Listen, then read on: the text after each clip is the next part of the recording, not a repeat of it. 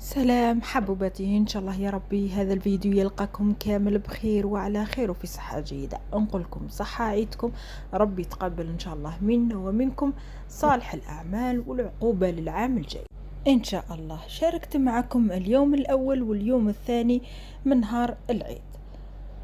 نهار الاول كما تعرفوا دائما يكون فيه القليان والشوا، ودوزيام جور لا يعلو عليه اللي هو الكسكس باللحم. وكل منطقة تختلف عن الأخرى، كاين اللي يديروه مرقة بيضاء وكاين اللي يديروه مرقة حمراء وكاين اللي يديروا سكري سالي.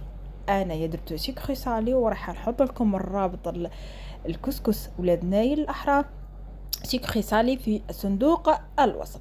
وأيضا طريقة الشواء، طريقة كيفاش تحضري الأعواد الشواء، كل التفاصيل الشواء أيضا سوف أتركها لكم في صندوق الوصف. هذا هو فطوري خفيف ظريف بعد التعب. المهم ربي يتقبل منه. شوية مشاوي، سلطة، بطاطا وجازوز وخبز، وربي يقنعنا ويقنعكم. حبوباتي، دائما أقول لكم قناة فضاء رائف سهام تتمنى لكم كل الحب والخير والسعادة، وأقول لكم صح عيدكم مجددا ومرة أخرى.